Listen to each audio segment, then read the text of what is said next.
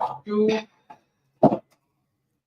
everybody, and welcome back to our watch along. This is World Cup Mania right here on Cricket, and we're keeping you up to date with everything that is happening. Today, there is a double header in that match, and of course, it is getting heated up as teams are fighting for the spot in the top four, and we'll see how today's matches do go. Of course, yesterday we've seen what Afghanistan did, and with that huge win, it means that the top four spot will go down to the wire, and we'll get to see who makes it to the last round of the next two matches. And of course, Tandy is here to help me go through everything.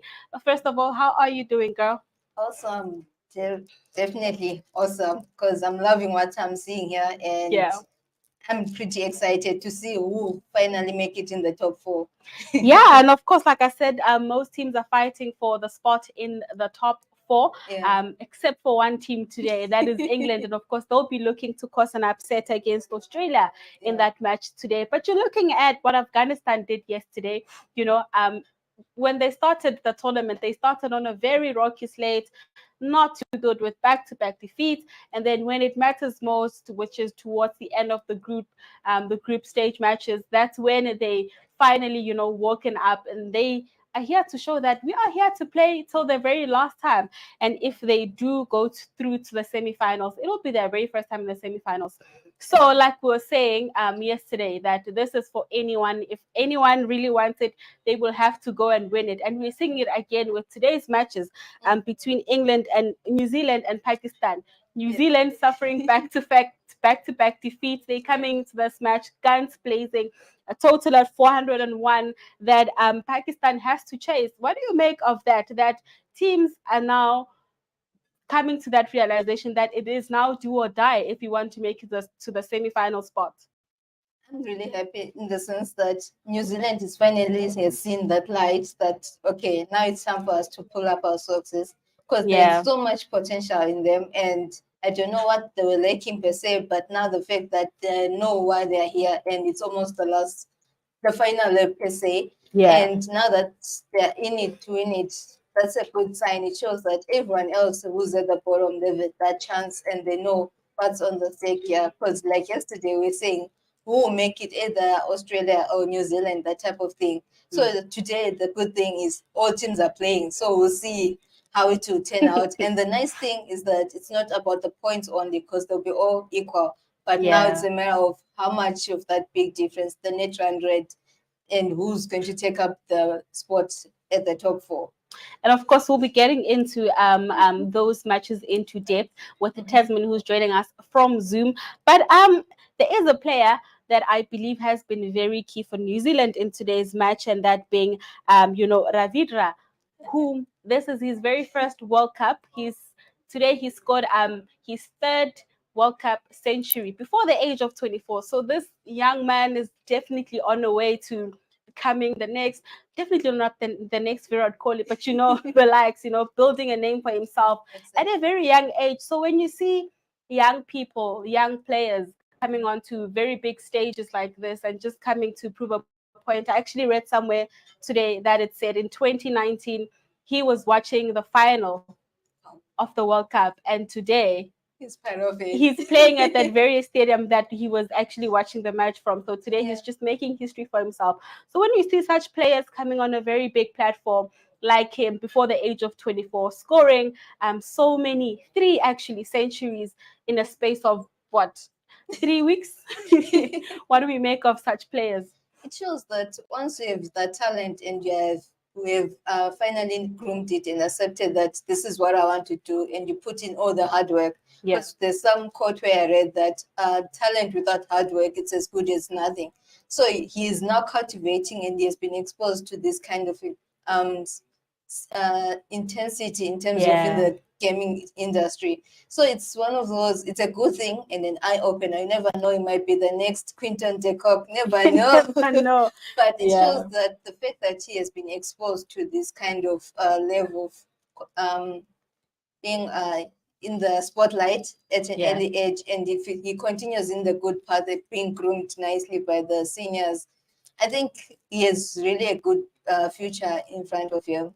And that is so important because, the minute we're young, so that the minute you get into a certain space and you do maybe achieve milestones, a lot of these things tend to get to your head. You become big-headed, and ruining your chances of becoming a greater person or a greater athlete even at that. So we have to talk about the man who has been out for quite some time for New Zealand, in Kane Williamson, who is actually out due to a thumb injury. He makes his return today, almost scoring that century, but it wasn't. So when a player has been out for that long, I don't think we sort of like expect them to do as well, as great as he did. I think he scored 95 runs today, straight from injury coming into that match. So what do we make of that as well? His return definitely has an impact on the team, because this is when you see he's back. New Zealand now also back to winning ways. That's if Pakistan don't actually, reach that target that they've been set.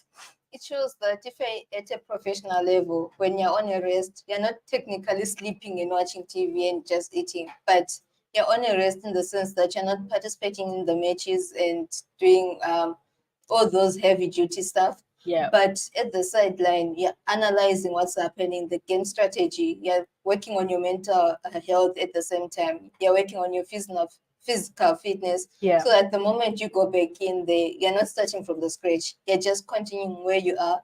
And after all, he was only injured on his thumb, not on his legs. So definitely just needed to work on his arm strength and physical fitness, definitely, and the mental health. As you can see that he scored his 95 of 79 balls. That's pretty good, because he knew and he had studied what was going to happen. Like, he studied the pitch, that if I do certain hits or strikes, you never know what will work for me. So I think that's a good comeback for him right there. Yeah, and of course there are still some players out on injury for that New Zealand team, which I think that's why they've been performing badly, because some of the players were players who really contributed so much to the team. But again, it is not up to individuals. This game is a team sport, so we need to always have that in mind. Coming back to today's games, New Zealand setting up a total of 401 for Pakistan. Pakistan, who are also still very much in this race for the top 4 spot. Will it be possible for them to win today's game?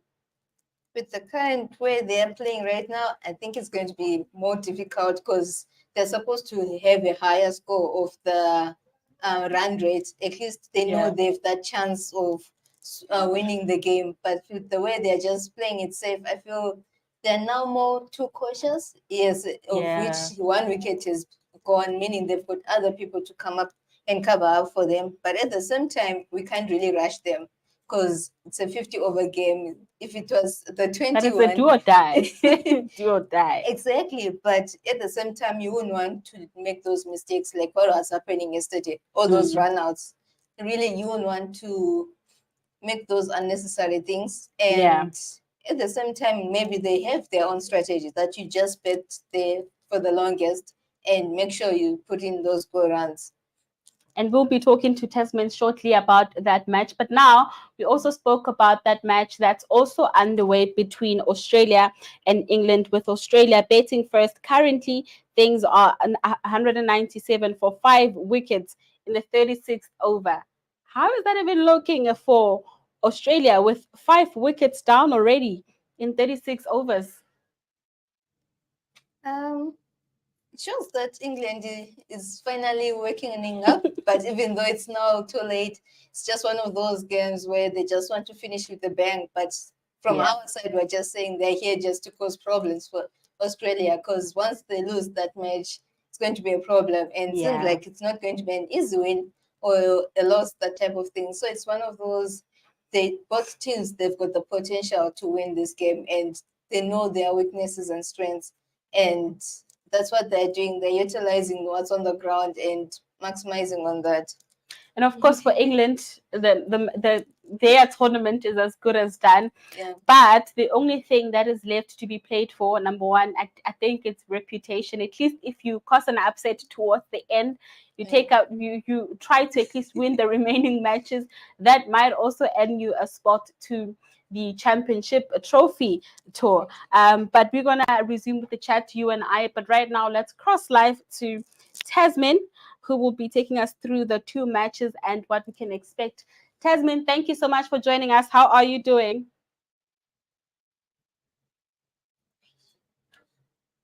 Not sure if we have Tasmin. Tasmin? All right, we'll get back to that. Just talking about England as well. For you, for defending champions to come into this tournament, you are the champions, you have to defend your title, and you fail as dismally as they have. How do you go back home? How do you even explain it to yourself? How do you even just make sense of it as a player? That, oh my gosh, we fumbled this. We should have defended our title. Like what they're doing now, more of like trying to comfort themselves as a team. That's what they're doing right now, trying to make sure the moment they go out, as much as they're out already, at least they would have said, we finally won maybe 2 matches, unlike going out without winning any. It's quite really disheartening in the sense that everyone will lose that sense of respect from them. And now to be one of those, who are they? And they didn't do anything this year. So at least in the moment where they say, we finally stopped one team from going to the finals. That would be something happy, but at the same time, it's evil. No, but it is good for them, it's good to for have them that. At least we were at the bottom, but we finally beat your team, that type of thing. So it's one of those trying to boost their confidence and their reputation, and that all the teams won't underestimate them, that they can't play. Yet they were the former defending champions. So it's one of those sour loser type of feeling which they're having right now. And also what I noticed with the pitch at the same time, and like the pitch and weather conditions at the stadium, it's usually known for the having an average of 307. So meaning what Australia is doing right now, it's pretty safe. And if they manage to get over 300 plus runs, they know that they can manage to save those runs. But what if they don't get to that? Because like it's raining wickets there. Then that means their bowlers, they need to maximize. They have no choice. Otherwise, they know they have to say goodbye to the semi-finals. So it's one of those years who are performing badly in our betting area. That means now the bowlers, they need to pull up their socks and come up and save everyone. And take those wickets.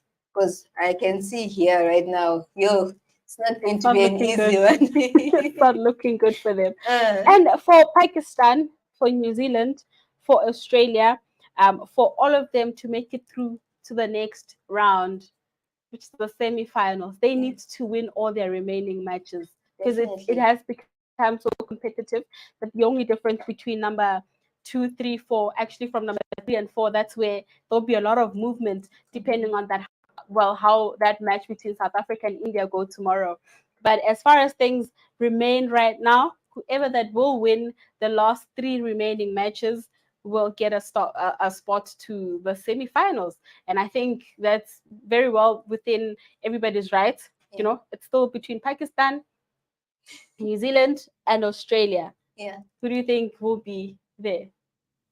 Well, like what you said, between it's all about the SA and the India game. Those guys, they're definitely already in the top 4. As much as even one of them they lose, but their net run rate is quite good and is still higher than everyone else at the bottom. But now it's one of the guys at the bottom, Australia, New Zealand, and Pakistan. It's going to be a tricky one in the sense that now things might change. Like right now, when it comes to the wins and the losses, the net run rates, they might look good in the positive side, but the moment they lose, everything else they drop, and that could be a serious problem, because we might say this one comes now. It's a matter of prediction who we want, and also remember this Afghanistan who's just creeping on from the beneath, so it might also sneaking up on everyone. So it's a tricky one, really. And of course, after match day number 34. Oh, sorry. Okay. And the other thing I've noticed is that like what we were talking about Afghanistan, they are currently they're in the 5th position, right above Pakistan. So that means Pakistan is either now or never. So if they don't win their 2 games, Afghanistan will just call up and be a problem again to either New Zealand or Australia. And they will be looking to do that. I'm not sure if we've got Tasman back online, but in the meantime, we'll just continue. So, speaking of Pakistan and, how much they will have to do, their leading better is Mohammed Rizwan with 359 runs. So, I'm not sure if he is out yet. We'll get through to that match. And of course, let's just quickly go through the top 5, the leading batters so far after match day number 34. Quinton de Kock obviously leading the pack with 545 runs. Virat Kohli, of course, second, creeping up to, well, I wouldn't say creeping up to. Quinton de Kock is still in a league of his own when it comes to runs. And of course, Virat Kohli with 442 runs. Rasheen Ravindra with 415, and of course David Warner as well with 413. So from number 2 to there, number 5, we've got Rohit Sharma. So also based on this that I'm seeing is a pattern of having Indian batters on that. This goes back to say that they're just not really fluking every win. Every win, they've got it convincingly. They won it convincingly. And the numbers also speak for individuals like Virat Kohli, like your Rohit Sharma, Mohammed, who just knows how to take out all the wickets. So this is a team to beat. I believe it's going to be a very difficult game for South Africa tomorrow, but we will see how that one goes. But yeah, based on the leading batters, I think it will be an interesting match. I don't know if you want to add anything on the matches today. I'm just noticing something here on the stats which you just shared with us from the top 5, is that for all the teams which are playing today, they have someone representing them here at the top. Like for New Zealand, they've got Ravindra, the one who just got a century right now, meaning is going to be the 2nd place right now. And then Aussie, they have Warner, they are top better. Then, and SA for tomorrow, they know they've got Quinton. So it's like every position right now in the top 4, they have someone representing and they know what's on the stake. They have that exposure. So meaning they have that power and to put on those runs and that fight. So it's going to be really interesting. And also when you go down to the leading bowlers right there, Sri Lanka, yes, is at the top with Matushka being at the 1st position with 18 wickets. Then Australia, they have someone right there. They've Adam Zampa with 16. Pakistan, they've got Afrid, 16 again. Then we have SA for tomorrow. Then we've got India again for tomorrow. So it's one of those, the clash of the titans really starting from today. It's like the weekend. They've just blessed us with a wonderful opportunity to see what these teams are really made out of when they're playing against each other. And it's definitely going to be a very tight one. Tasman, are you on the line right now? Thank you so much for joining us.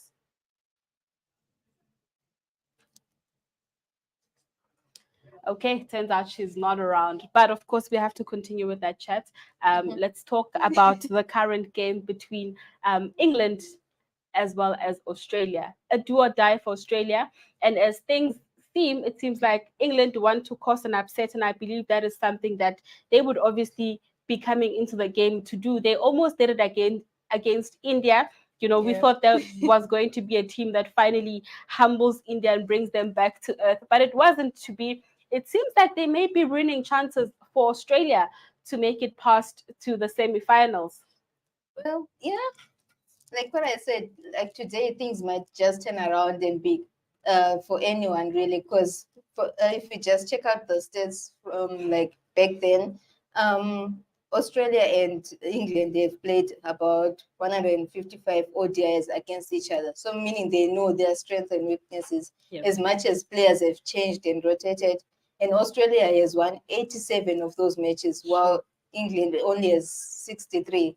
So those are one of those, they know who they are, like they know each other. So if it means this is going to be the key player, and when they were doing the toss between the captains, they should have seen, okay, this is our strength and our weakness, and our opponents, this is what they're good at. So I'm sure when they chose whatever they chose, which is to field first, England won the toss and chose to field.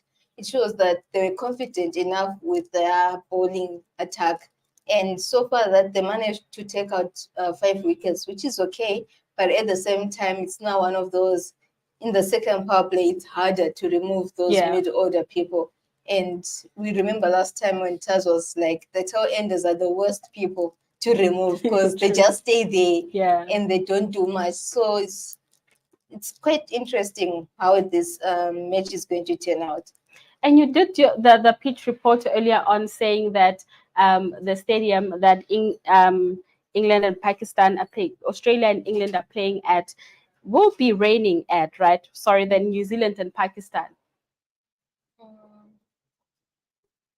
And that match is set to be delayed by the rain. Yes, definitely, because there was a 68 chance of rain during the daytime.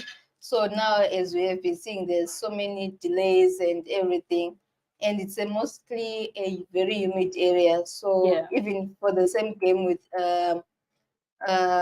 England versus Australia, that area is known for, like, the first innings they can play okay, but the second innings it's also another struggle, in the sense that the dew now will be coming down and it might change the condition of the pitch. So it's one of those, it's better to bat first, then you see how to play it in the second innings.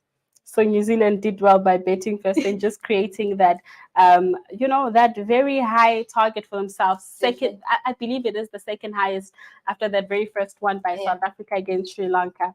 And I don't think, by the looks of things, that Pakistan will be able to pull a comeback here. Currently, it is 160 for 1. They're doing really well, not too bad in the 21st.3 over. However, we'll see how that game returns, if it does resume, because now it has been stopped due to rain. But just to wrap up on that match between the two teams, what do you think Pakistan will have to do? Because these are two teams, number 3 and number 5 respectively. Well, number 6 now. Afghanistan took the 5th spot yesterday. Now, what will Pakistan have to do to make sure that they win this match against New Zealand? Which I think it seems very impossible from here. With the way I'm seeing here, if they continue that partnership, which they're currently doing right now, I think they would manage to do it, because what New Zealand did in the first innings, the highest number of runs as a partner between Wilson and Van Rietveld, of which they had 180 runs of 142. So, and I can see here, Pakistan is also trying to build up that same partnership, and currently they've scored 154 not out of 117 balls. So, which is like, they're slowly but surely trying to do it, and even if they're to lose this one, it seems like it might be a big margin, but if they continue doing what they're doing right now, and I don't think the difference would be that much, like the loss. Yeah, but even if it's like a huge margin, I don't think it'll be what India did against Sri Lanka with over 300 runs. So we'll see how that one goes. Yeah, because also what I've noticed that with this is that the moment, while like the loss margin is smaller, that means the net run rate difference also will be smaller. So meaning, the smaller it is, the better for them to still maintain in the top 4. So yes, they're trying to save themselves at the same time. So everybody's just trying to save themselves in this match. And of course, that match, England and Australia, Australia has to set a very high target as well to make sure that England will struggle to chase that. For you, what do you think England is doing right so far? 6 wickets, 5 wickets down, 39.1 overs. What I'm seeing, what they're doing right, as much as it seems like they're just still stagnant, is that at least they're not letting loose of those balls. Because if you look at their extras, they only have 9, which is just 6 leg byes and 3 wides. It shows they're not just donating those balls, meaning that Australia is just earning those runs for themselves. But one motivation or encouragement I would say to the bowlers, at least they should stay motivated and continue hitting those lines.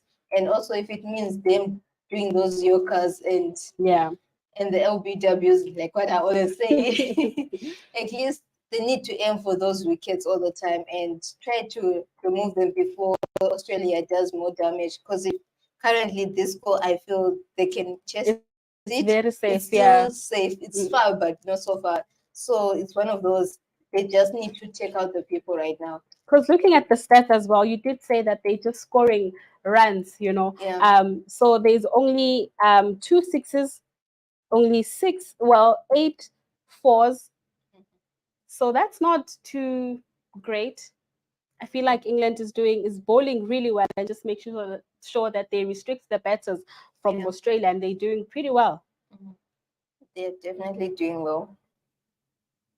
The other thing which I noticed is that England as well has started working on their bowling side. They know that they are good and they're using more of those seamers, and which is a kind of a struggle a little bit for Australia. And the moment they just relax, and based on these stats I'm seeing here, no one has reached half a century. Everyone actually even far from it. Exactly. So the closest one who has tried to reach the half a century, it's Cameroon Green. He only has 47 runs. That's close enough, but still everyone is just trying to contribute the little runs they have. It shows how much restriction they're being given by England, and which is a good thing in terms of the bowling side. Even if you look at the bowlers' economy, it's quite low, and the highest only has 7, so which is not so bad. Which is not bad, but also doesn't mean it's good. Because I'm looking at David Werner as well. Very not the best. I feel like we are so used to him doing so well. 15 runs off 16 balls so far, only 1-4, 1-6. I believe that's the player a lot of Australians would be looking forward to seeing. But it just seems like it's not his day. Or it seems to me like England are really doing the job that they really have to do, and which is restricting. You have to play the balls, like you say, and make sure that you get as many out. So it seems he's really doing a great job. And of course, you have to give credit to Adil Rashid of England. He seems to be getting those wickets, 2 so far, which is really not bad. And as things stand, it is 223 for 6. And that match is in the 40th over. So we'll see how Australia honestly ends this one, and we'll see the score that they set to chase. But for me, I feel like it could probably get to 250 plus, could be a bit safer for them. I don't know. What do you think? Definitely 250 or 300. I always go for the 300 because somehow psychologically, when the moment you see 300 plus runs, you have thought, okay, this is going to be far. But anything less than that, you always say, we can do this. Anyone can achieve it. So, but with the rates it's going right now, with 223 for 6 in 40.5 overs. They're running out of the overs here, and it's going to be really harder for them to reach that 300 I'm wishing for. So you're saying that psychologically, when you see a higher score, you just immediately think, yeah, this is a real challenge. Definitely, especially for the bowlers, they tell themselves they have a bigger pool area to protect compared to just a smaller margin or a smaller score. Yeah, okay. So we'll be coming back a bit later on. But before we go, what do you think England will do in the chasing? Are they the team that could also just try to destabilize that Australian betting department? I feel they're 50-50. They've got all the batters, they've got all the bowlers, but based on what I'm seeing here, it's mostly the bowling because I haven't seen any of the top England batters being in the top 5 of the World Cup log in. Yeah. So it's one of those, it's just a gamble. They will try to survive in this, what's going to happen here. But definitely Australia, it has the people, they've got the bowlers, the spinners. So it's not just going to be an easy one. It's going to be really hard, like what's happening with Pakistan on the other side. Yeah, so yeah. I'm sure it's going to be another early evening for us as well. And we'll see how that match goes. So you think that it's going to be a win for them by over 100, 300 runs? That's what you're saying, right? That's your prediction for this one. It's going to be about 150, something like that. Okay. And the win will be for Australia, most probably. So win probability, according to Google, says that England has 54% chance to win this one. Wow, okay. So they're giving the match to England. They say that they can chase that score and they might do it pretty well. And of course, Australia with only 46. So let's see if you'll get it right this time around. Okay. At least this time we didn't bet, but it's all right. It is a bet every day. So you have to bring me a chocolate, or I bring you a chocolate if you get closer. Okay. Not closer, if you get it right. Or if I get it right. Fair enough. What was your score, by the way? Besides what Google is saying. No, I say that Australia is winning this one. Okay. Yeah. Right. So now it's a matter of by how much. I think it's gonna be by over 100 runs. Mm-hmm. I think it'll have we'll just have to wait for the first innings to end, and then we'll know or we'll be able to actually predict what's gonna happen. But I would say by over 100 runs. And what do you think about the the New Zealand versus Pakistan game, in the sense that when they say the match finishes right now, what's your take? What do you think, or which team would win this one? As much as they've posted the 401 for 6. So it's with the rain delay, right? Yeah. So if the rain doesn't stop, does that mean that it's going to be played again? No, it's postponed, it's cancelled, or it ends as it is. It usually ends as it is, but when it comes to compare the scores now, they'll just see how much Australia New Zealand had played for those same number of overs, and then they'll compare who has the higher score over the other one. So this would then give New Zealand an upper hand. I don't think that would be fair. I just feel like if it ever ends like this, then maybe a replay or a resumption of the game.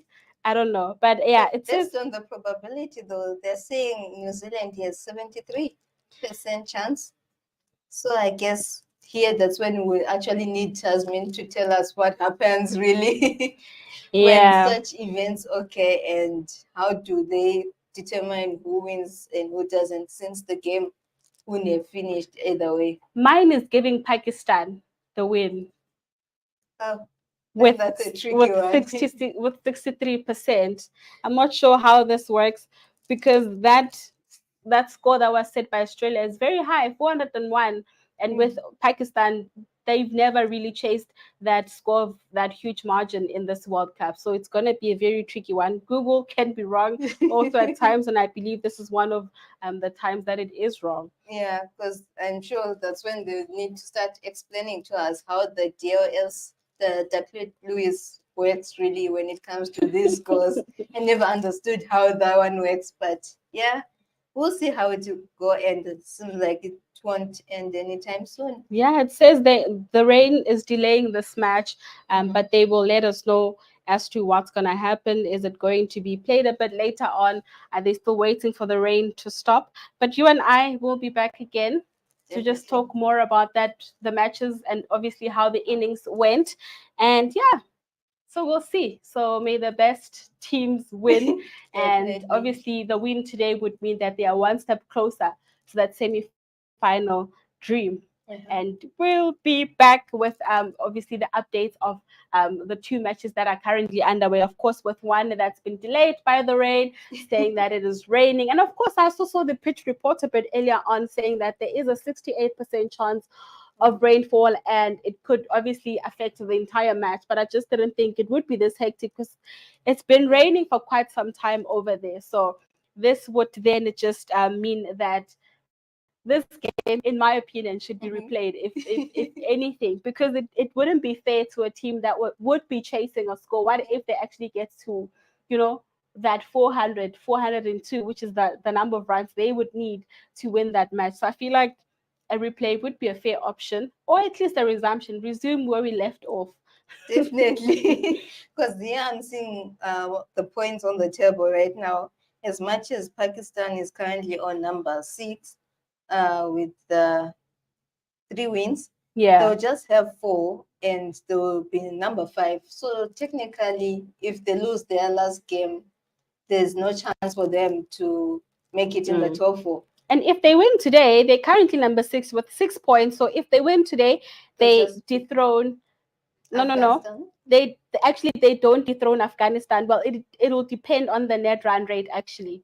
Okay. That who goes to the 5th spot. But I feel like it's still everyone's game. If New Zealand do not win this one, it means that it's really getting tough for them. But I feel like it's as good as done that match.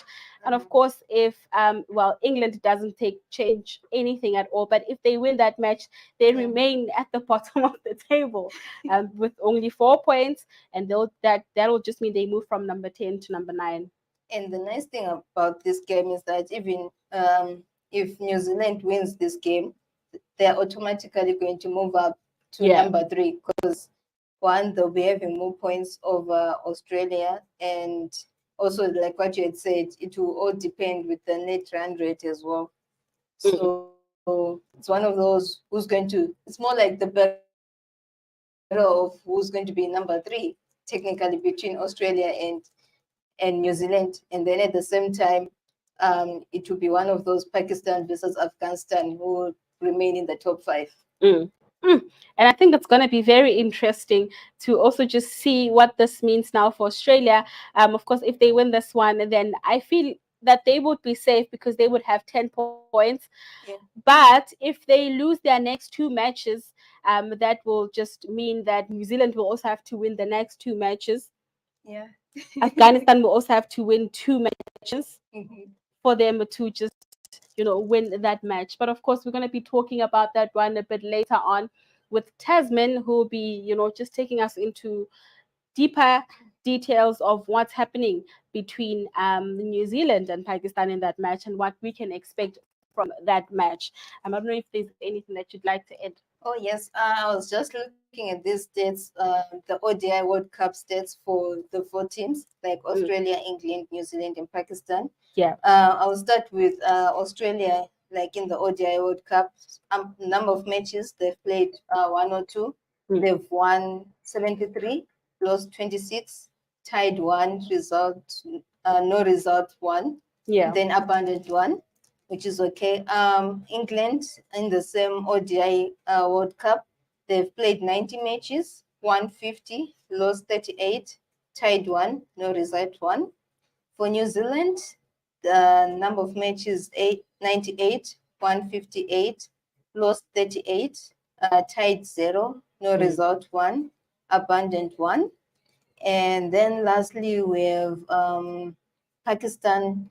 They've played 87 matches, won 48, lost 36, no result 2, abandoned 1. Like when you compare these 4 teams, is that Australia has played more number of matches in the ODI than the other teams. Exactly. So meaning this won't be their first time trying to make it to the semis, because automatically their number of matches in the ODI also increases compared to Pakistan and also England. Those guys, they're the ones who have lower number of matches they've played, because Pakistan only has played 87, meaning they are the least experienced team when it comes to these ODI World Cups, meaning they never really make it to the semis or in the finals. And also what I've noticed is that when we look at the stats for the New Zealand in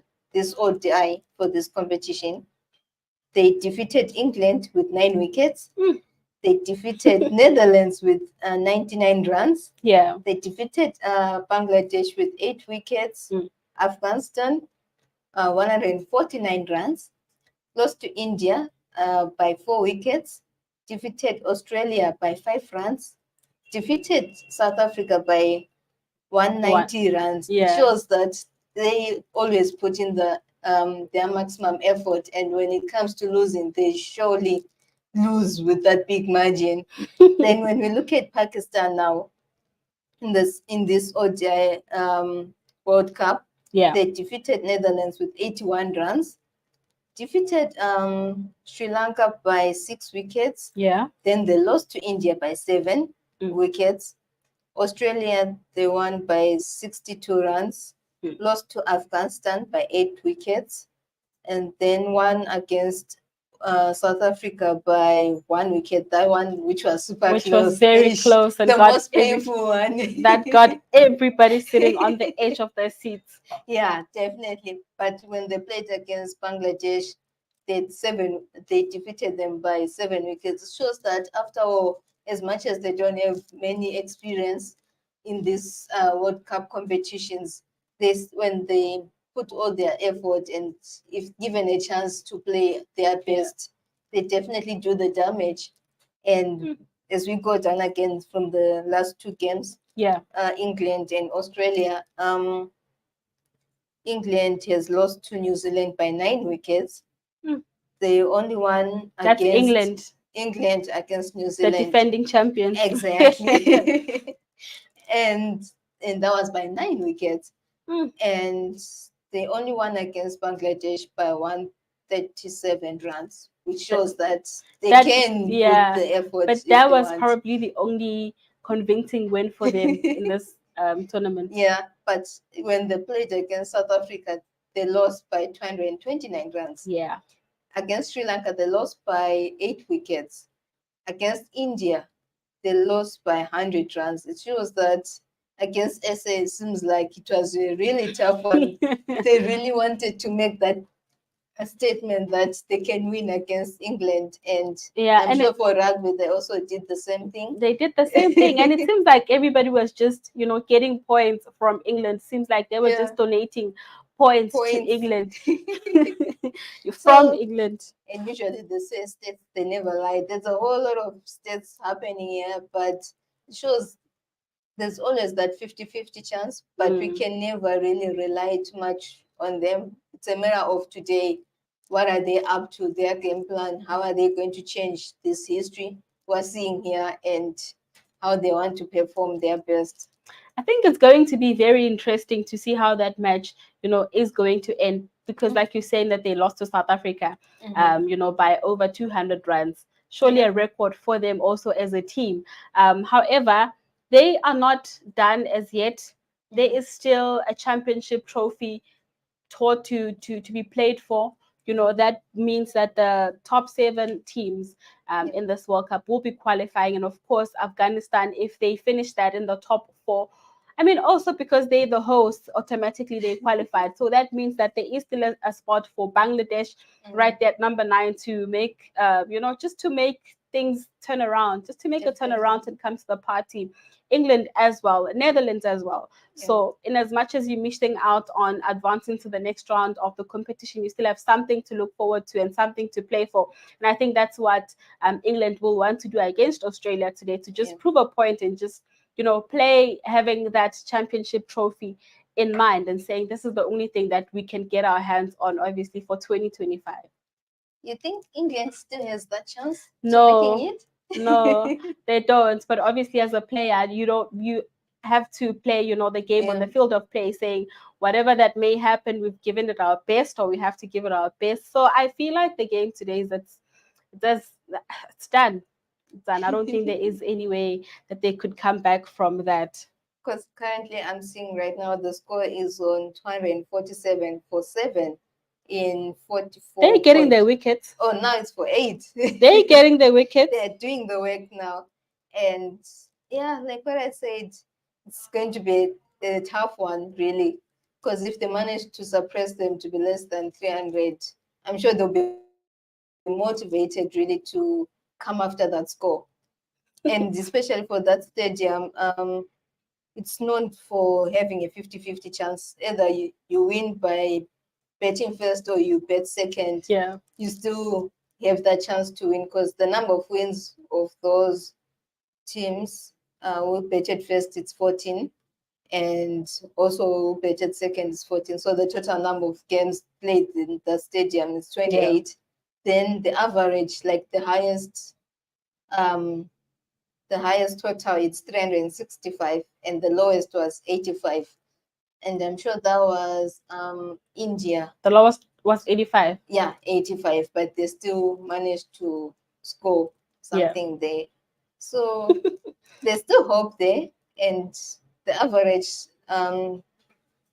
score for the first innings, it's 241, and they are on 247, meaning they've passed the average. So it should be a good score as well to try and catch up to or to win. Maybe that's why the win probability on Google is giving England the win. Yeah. Because they're getting the wickets, and it seems like they may be in the game, you know. You mentioned that they won by, I just want to go back to that stat when they won, and they won by how many runs, and then we can do a comparison from the games that they've won. I believe they've only won one game in this tournament. They only won against Bangladesh by 137 runs. Maybe they can pull in another shocker today and just try to, you know, whatever the score will be for Australia, maybe they can try and chase that score.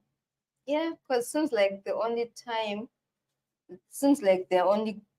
not only, but they're also good at chasing and also setting. So it's one of those, their strength is mostly in the betting first, but I'm surprised they chose to shoot. So maybe they've got another game plan on those Blues. That's why Tasman will be coming in to tell us, you know, how that match is going to, you know, obviously end, and where England will be ending that match for this one.